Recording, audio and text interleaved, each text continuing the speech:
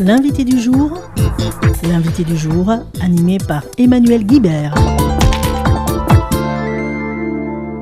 J'ai le plaisir de rencontrer le nouvel évêque d'Agen, du diocèse d'Agen, qui s'appelle Alexandre Debussy. Bonjour Père, je vous appelle Père. Bonjour, je suis heureux de vous rencontrer et de m'adresser à travers vous à tous ceux qui vivent dans le Lot-et-Garonne, oui.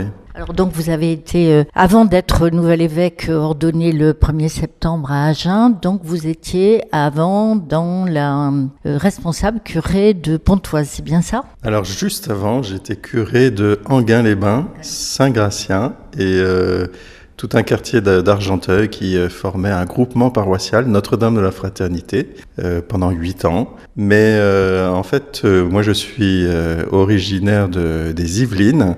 J'ai été ordonné prêtre en 97 à Versailles pour le diocèse de Versailles et j'ai eu un certain nombre de missions après. Alors que c'est vrai que quand on pense à Versailles, on pense tout de suite au château de Versailles, au château de Saint-Germain, à toutes ces belles villes de l'ouest parisien. Mais moi j'ai commencé mon ministère au Val-Fouré, à Mantes-la-Jolie, donc où j'ai été vicaire pendant 3 ans. Puis j'ai été curé de Sartrouville, une autre cité populaire de l'ouest de la France, de la vallée de la Seine, avec les Mureaux et puis Trappes, où j'ai également été stagiaire. Donc moi j'ai été énormément façonné par cette rencontre avec le monde populaire des cités, un monde très jeune. Sur la paroisse où j'étais, 50% de la communauté avait moins de 20 ans, vous voyez, donc il y avait un dynamisme extraordinaire avec le monde entier qui était devant moi. Il y avait à la fois des communautés africaines, mais aussi vietnamiennes, tamoules, brésiliennes, portugaises. Et donc voilà, en fait, tout en restant au Val-Fouré ou à Sartrouville, je n'ai cessé de voyager d'un continent à l'autre en allant rencontrer toutes ces familles avec qui on a pu bâtir des beaux projets. J'ai eu la chance, pour un curé, c'est quand même assez beau de faire construire une église parce que notre église était trop petite et qu'il fallait l'agrandir pour accueillir tous ces migrants, principalement, mais pas uniquement, qui venaient très nombreux à la messe. Voilà, après j'ai eu un long passage comme missionnaire au Mali. Voilà, c'était un désir que je portais depuis longtemps, depuis mes études à Rome, où j'ai eu la chance de découvrir des personnes qui venaient du monde entier se former dans cette ville et qui m'a donné le goût d'aller vivre un temps de mission dans ces églises du Sud, moi qui m'ont énormément impressionné. Et donc mon évêque a accepté, au bout de 13 ans, de m'envoyer dans ce diocèse de San, au Mali, qui se trouve entre Bamako et Tombouctou, vous voyez, donc au centre du Mali, dans le Sahel, au bord d'un des affluents du Niger, le Bani. Voilà. Et donc là, je m'occupais de la pastorale des jeunes. Voilà. Et donc on a créé un centre pastoral qui accueille encore aujourd'hui plus de 300 jeunes chaque jour pour faire du soutien scolaire ou également pour des temps de découverte de la Bible. Alors j'y ai été en plus dans un contexte un peu compliqué parce que j'y étais de 2010 à 2016, c'est-à-dire quand le pays a été quand même à traverser la guerre en 2012. Donc il a fallu un peu modifier mon ministère parce que j'étais le seul Français à 200 km à la ronde. Donc je commençais mes activités à 100 en début d'année et le reste du temps, j'étais ensuite formateur et professeur au grand séminaire de Bamako, donc qui formait les prêtres du Mali et de la Guinée-Conakry. Ça fait une grande différence parce que autant vous étiez en contact avec le peuple, on va dire, et puis là vous vous retrouvez en tête du séminaire, ça a dû être un grand changement. Oui, alors c'est vrai que ça n'a rien du tout à voir avec la pastorale des jeunes, mais c'est un beau ministère, celui d'accompagner des jeunes et de discerner avec eux sur ce que le Seigneur en fait attend d'eux, et puis de leur donner voilà ce goût d'être des pasteurs, de prendre soin du peuple qui leur est confié. J'avais quand même la chance le week-end d'aller aider une paroisse de la banlieue, du sud de la ville de Bamako, à une paroisse où il y avait 1 million d'habitants, voyez, et il y avait 3 prêtres pour ce million d'habitants. Et donc ils demandaient de l'aide aux prêtres du séminaire pour aller célébrer. Ils avaient plus de 40 messes le dimanche, donc ils ne pouvaient pas toutes évidemment les célébrer. Il y avait un certain nombre de communautés qui célébraient en l'absence de prêtres et qui vivaient des temps de partage de la parole et de prière. Donc j'allais les aider, donc j'allais célébrer en général dans 2 ou 3 communautés populaires du sud de Bamako. Voilà, de belles expériences, voilà, d'une rencontre de belles communautés dynamiques, ouais. Donc après le Mali, vous revenez en France. Ça a été sans doute un grand changement. C'est ça. Une fois que j'ai bien appris le bambara et que je pouvais parler le bambara couramment, on m'a envoyé à Enghien-les-Bains, c'est-à-dire la ville la plus riche, la plus chère du Val d'Oise, donc un milieu complètement différent. Voilà, mais c'est ça aussi, la vie d'un prêtre. On passe de mission en mission qui sont chacune différentes, qui ont chacune leur beauté et qui ont chacune aussi d'ailleurs leur fragilité, et c'est très beau. Moi j'aime beaucoup m'adapter à chacun des peuples vers qui je suis envoyé, à chacune des communautés et des territoires vers qui je suis envoyé. Je trouve ça toujours très renouvelant pour moi-même de repartir un peu à zéro et de refaire des liens et de repenser aussi à une manière de porter la bonne nouvelle. Alors maintenant, comment vous êtes arrivé en Lot-et-Garonne ? Je sais que c'est un appel, c'est pas vous qui décidez. Mais comment vous l'avez pris et puis accepté ?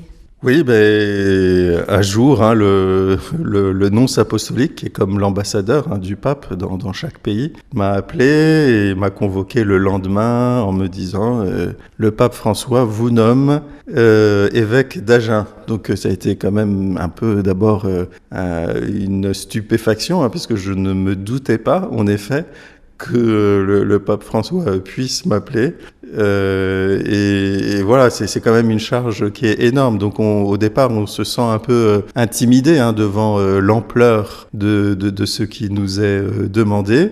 Et puis le lendemain, il se trouve que avec la paroisse où j'ai été curé, mais avec tout dans le monde entier, on priait. C'était la journée de prière pour les vocations. Et donc on priait pour que des jeunes répondent oui à l'appel du Seigneur. Et je me suis dit, si toi tu demandes à ce que des jeunes répondent oui, il faut que tu sois aussi logique avec toi-même, et il faut que tu saches répondre oui à l'appel que le pape et donc l'Église et donc le Seigneur te fait. Donc j'ai dit oui. Et au début de l'été, au mois de juillet, j'avais rencontré les prêtres, les diacres, les consacrés, et puis un certain nombre de chefs de service à l'évêché, qui m'ont permis déjà de découvrir le Lot-et-Garonne.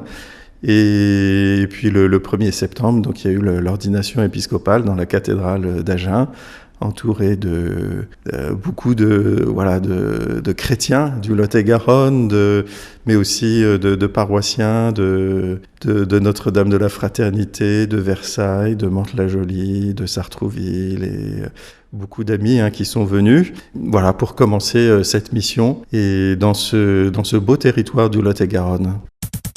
L'invité du jour sur Espoir FM.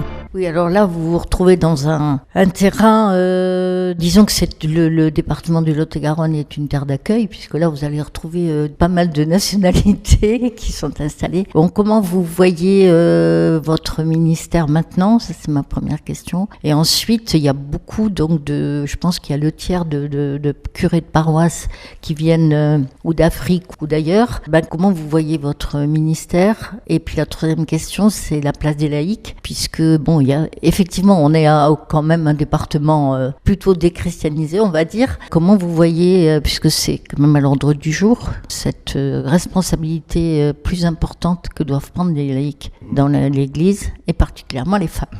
Cette première année que je vais vivre dans le Lot-et-Garonne, c'est une année où je vais ouvrir mes yeux, mes oreilles et mon cœur pour mieux connaître et mieux aimer et mieux servir ce peuple de Dieu qui est dans le Lot-et-Garonne. Alors ça va passer par la rencontre personnelle de tous les acteurs pastoraux. Donc actuellement je visite personnellement dans les lieux où ils vivent les prêtres, les diacres, les consacrés, les différentes communautés religieuses. Je vais aussi très prochainement, à partir de la fin du mois de février jusqu'au mois de juillet, rencontrer chaque communauté chrétienne en allant marcher dans les paroisses pour pouvoir rencontrer justement tous ceux qui sont, je dirais, sur le bord de la route, qu'on ne voit pas forcément dans nos assemblées ou dans nos réunions ou dans les convocations que je pourrais faire, mais pour pouvoir rencontrer vraiment gratuitement toutes ces personnes qui vivent, qui travaillent ici dans le Lot-et-Garonne. Donc ces journées que je vais passer dans chaque paroisse partiront d'une réalité humaine significative du territoire. Ça peut être la rencontre d'une ferme, d'une association, d'une maison de retraite. Il y a tellement de réalités humaines qui sont significatives. Et puis ensuite une marche d'une 15aine de kilomètres à travers les communes et les hameaux, les champs et les vergers pour découvrir ce territoire, mais aussi rencontrer les personnes qui y travaillent et qui y vivent. Et en fin de journée, vers 18h, 18h30, célébrer la messe avec ceux qui le souhaitent et répondre ensuite aux questions des uns et des autres et partager un repas ensuite avec les laïcs qui sont en charge en effet de chacune de ces paroisses pour avoir un échange sur les défis à relever aujourd'hui. Et je pense en effet que c'est à la fin de cette année que je pourrais voir un peu mieux avec toutes ces personnes que j'aurais rencontrées et entendues quels sont les chantiers qui sont devant nous. Évidemment importé aussi par toute cette réflexion qu'il y a eu à Rome autour du synode, de la synodalité, où en fait le pape nous invite à discerner ensemble vraiment quelle est la mission que le Seigneur attend aujourd'hui de l'Église. Et je dis bien discerner ensemble, c'est pas juste l'affaire de l'évêque, ni même de son conseil, ni même des seuls prêtres, mais c'est l'affaire de tout le peuple de Dieu. Ouais. Oui, donc vous vous donnez 1 an pour voir un peu dans quel sens il faut aller, quelle priorité vous allez vous donner en ayant rencontré tous ces acteurs de l'Église et aussi la réalité du Lot-et-Garonne. La question sur justement ces prêtres venus d'ailleurs, comment je pense que c'est un choc pour nous et un choc pour eux de s'adapter à la réalité de nos paroisses et puis de travailler avec des laïcs. Qu'est-ce que vous en dites, puisque vous avez l'habitude de travailler avec des gens de toutes les nationalités? C'est évident que pour eux, qui quittent le continent africain, c'est vraiment un choc. Alors il y a d'abord le choc de la température, quand ils vivent leur premier hiver ici. Il y a le choc aussi peut-être alimentaire, parce qu'on n'a pas forcément les mêmes manières de manger. Il y a un choc culturel, parce qu'on n'a pas la même manière aussi de fonctionner dans la société. Il y a un choc ecclésial, quand c'est vrai, vous quittez une paroisse d'Abidjan où vous êtes face à 3000 jeunes le dimanche et que vous vous retrouvez devant une petite assemblée le dimanche d'un âge un peu plus élevé, c'est évident que pour eux, il y a quelque chose de l'ordre d'un défi à relever. Et donc, il y a une nécessaire inculturation, vous voyez. Donc, c'est vrai que quand ils arrivent, on essaye de leur donner un peu les clés qui vont leur permettre d'être bien, d'être à l'aise en fait dans leur mission. Donc il y a une formation qui est offerte par les diocèses de France à Lisieux, qui s'appelle c'est une session d'une semaine à Lisieux. Et puis actuellement, on essaye d'envoyer un certain nombre de prêtres aussi à l'Institut catholique du Toulouse qui, à travers 6 sessions de 2 jours, essaye d'aider ces prêtres à entrer dans notre culture, mais aussi dans notre manière de vivre en Église ici en France. Mais voilà, il y a aussi, je pense, de notre part, un besoin aussi d'accueillir ce qu'ils sont et d'accueillir voilà les grâces dont ils sont porteurs. Enfin, quand les missionnaires français sont partis en Afrique, voilà, qu'ils ont semé l'Évangile, ils ont apporté ce trésor qu'ils portaient en eux. D'une certaine manière, nous avons aussi à recevoir les trésors qu'ils portent en eux et leur donner la possibilité de faire grandir peut-être des choses un peu nouvelles parmi nous. Je pense notamment à 2 choses. C'est vrai qu'ils ont le sens de l'Église famille, voilà, donc de communauté qui soit vraiment familiale, fraternelle, conviviale. Et ça, je pense qu'ils peuvent nous aider à rendre nos communautés toujours plus fraternelles. Parce que c'est vrai que quand on forme un groupe qui est comme une famille, il attire, parce qu'on sent une certaine joie de la communauté à se retrouver, et cette joie, elle rayonne largement au-delà des murs de l'Église. L'autre trésor qui pourrait sans doute aussi nous apporter, c'est que moi, le Mali, où j'ai été pendant 6 ans, vous voyez, il y a 3 prêtres dans l'équivalent d'un département tel que le Lot-et-Garonne. Et donc, 3 prêtres, alors qu'il y a des communautés dans pratiquement toutes les communautés villageoises, sachant qu'on n'a pas les mêmes facilités de déplacement, parce qu'au Mali, il y a une route goudronnée, et encore. Donc le reste du temps, c'est des pistes. Donc quand on se déplace pour faire 60 km, on met parfois 2 ou 3 heures.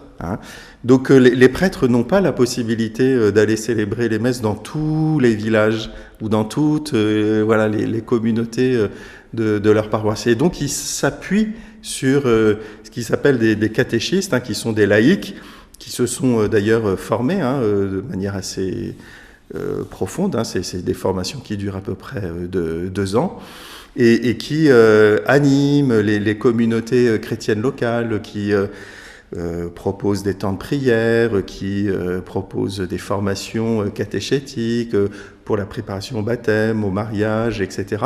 Et le prêtre, il passe une fois tous les 3 ou 4 mois. Et quand il vient, en effet, c'est la fête, il y a la célébration de l'Eucharistie, il célèbre tous les sacrements, et puis ensuite il forme le catéchiste, qui est en fait vraiment le référent chrétien, vous voyez, dans chaque village. Et je pense que cette manière de fonctionner, il ne s'agit pas de refaire exactement la même chose ici dans le Lot-et-Garonne, mais ça peut inspirer sur une manière de vivre en Église. Bon, je vous remercie. Vous pouvez, pour terminer, nous donner un message pour les auditeurs d'Espoir FM. Un beau message. On vient de commencer le temps de l'Avent, qui nous prépare à cette fête de Noël, à la venue du Prince de la Paix. Je souhaite à chacun d'abord un très joyeux Noël qui approche, mais surtout que cette paix que l'enfant Jésus nous donne grandisse dans nos cœurs, dans nos familles et dans notre monde. Merci beaucoup, Père Évêque. C'était l'invité du jour, animé par Emmanuel Guibert.